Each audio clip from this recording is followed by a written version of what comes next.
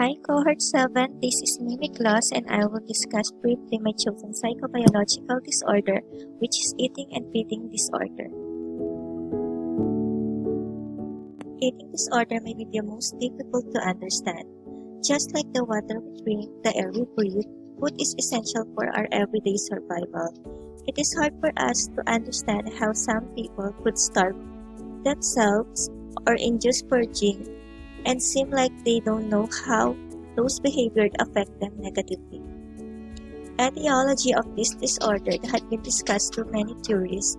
However, it is a mystery on what the reason behind this type of behavior until today.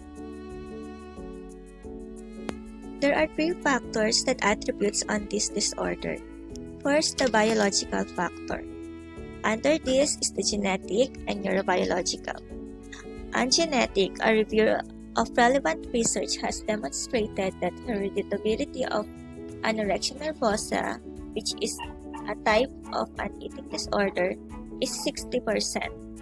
A great vulnerability may lead to poor impulse control or to an underlying neurotransmitter function.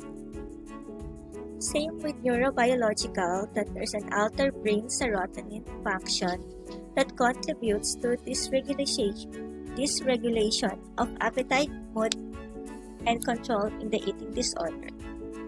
Second factor is the psychological factor. There are four theories under this factor. First is the psychoanalytic theories that link the symptoms to an unconscious aversion to sexuality.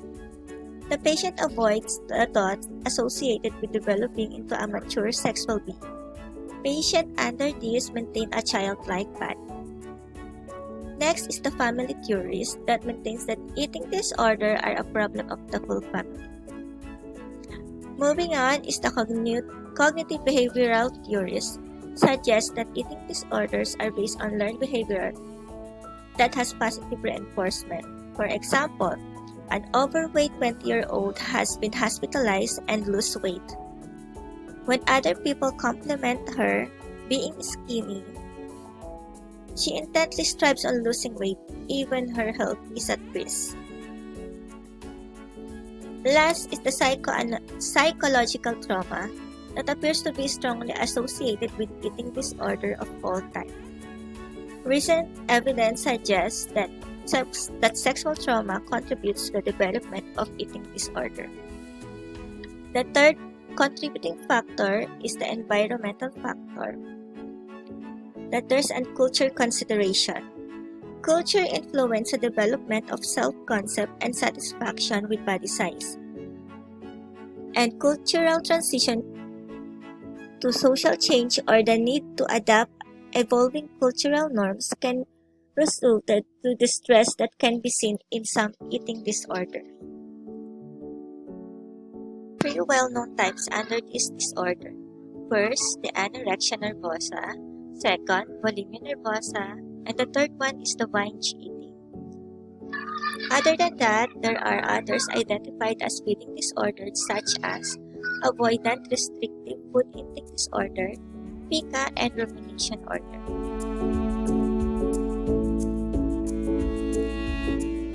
Anorexia nervosa, it is characterized by an abnormal low body weight, fear of gain weight, and distorted perception of weight.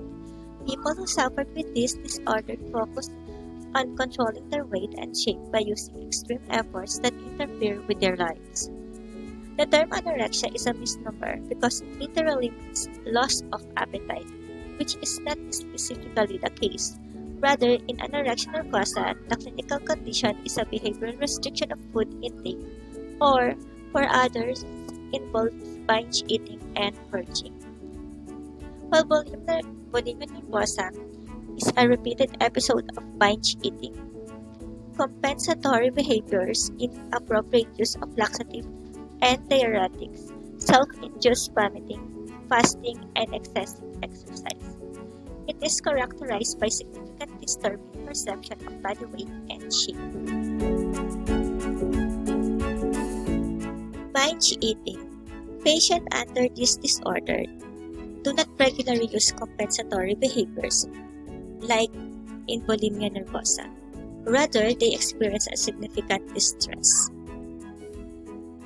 Binge eating disorder is a serious eating disorder in which the patient consumes unusual large amounts of food and feel unable to stop eating. Other identified eating disorder are as follows: avoidant or restrictive food intake disorder. This is a lack of interest in eating or food may result in weight loss, growth delay, and nutritional deficiency. It most commonly begins in infancy or early childhood and may continue into adulthood. Anxiety and family anxiety are risk factors under this. Next, pica. It is a persistent eating of substances such as dirt, chalk, yarn, glue, or paint that have no nutritional value. Behavioral interventions such as rewarding appropriate eating are helpful. Rumination order. Rumination order is characterized by undigested food being returned to the mouth. It is then chewed or swallowed or spit out. Physical warning signs of an eating disorder. The most common is the weight fluctuations. Next, severe constipation, low blood pressures, slowed breathing and pulse, lethargy, sluggishness, or consistent reports of feeling tired. Brittle hair and nails, dry yellowish skin, loss of menstrual cycle for female, growth of soft hair all over the body, stomach or gastrointestinal issues, dizziness, fainting and lightheadedness, muscle weakness and impaired immune system functioning. Some studies suggest that altered brain serotonin function contributes to dysregulation of appetite, mood, and impulse control disorders.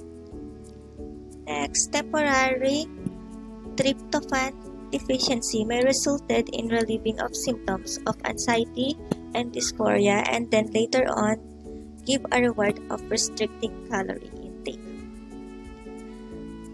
In some studies, there's a consistent finding that patients with eating disorder show differences in the frontal, cingulated, temporal, or parietal regions of the brain.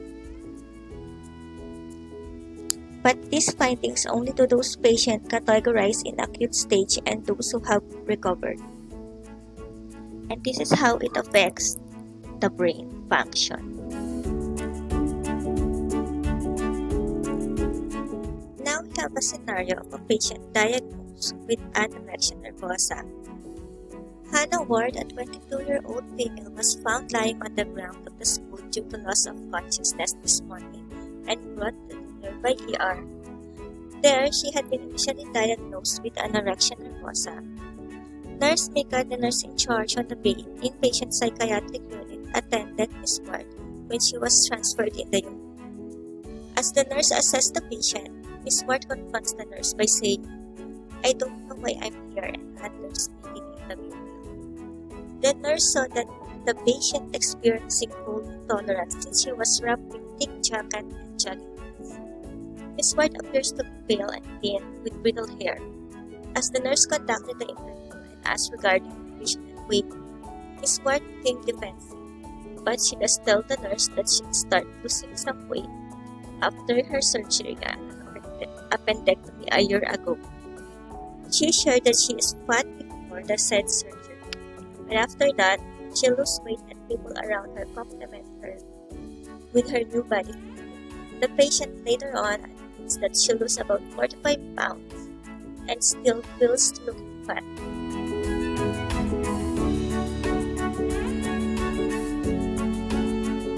Here are some questions to be asked and how it considered as therapeutic.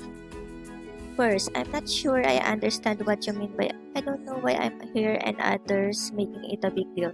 What is different now? The therapeutic communication used is clarifying to check whether understanding is accurate, clear, or there's a need to explain further. Second one is, do you think you are too fat even though you lose weight of 45 pounds? The therapeutic communication used is restating or paraphrasing. You let the patient know or feel that you are actively involved in the conversation. discuss two priority nursing diagnoses with treatment goal, intervention, evaluation of nursing intervention, and outcome that patient is ready for discharge. Number 1. Balanced nutrition less than body requirements related to limited food intake as evidenced by electrolyte imbalance. The treatment goal here is weight loss stabilization, restoration of body nutrients. Intervention. Establish a minimum weight goal and daily nutritional requirements. Consult with a knowledgeable dietitian. Evaluation of nursing intervention. To see if there's an improvement in the patient weight and if proper food intake and amount needed by the patient are better discussed by the dietitian. Outcome that patient is ready for discharge. The patient will display improvement of weight as evidenced by a BMI of at least 90, which is normal BMI on that age range, which is our patient is 22 years old female.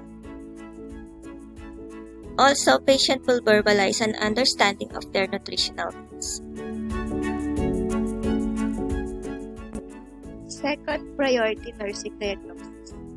Disturbed body image related to mental health disorder as evidenced by seeing themselves as fat even when they are not. Treatment goal on this: treatment of psychological issues and development of long-term behavioral changes. Also, elimination of problematic eating patterns. Intervention. Encourage cognitive behavioral therapy and establish a therapeutic nurse-patient relationship. Evaluation of nursing intervention. CBT helps you become aware of inaccurate or negative thinking so you can view challenging situations more clearly and respond to them in a more effective way. Outcome that patient is ready for discharge. Patient will verbalize positive feeling about their body. Patient will seek out sources and resources to assist with making identified changes. Psychotherapy, cognitive behavioral therapy. As mentioned in the previous slide, it is a common type of talk therapy that helps the patient become aware of inaccurate or negative thinking so they can view challenging situations more clearly and respond to them in more effective ways. It can be a very helpful tool either alone or in combination with other therapies in treating mental health disorders like our case, eating disorder. Pharmacological intervention. The medicine of choice is anxiolytic medication. Several reports have been published in which olanzapine was successfully used in patients with severe anorexia nervosa for stimulating appetite and weight gain. Instruction on taking this drug. Anxiolytic medication may be helpful before meals for the anorexic patient who is having anxiety before eating.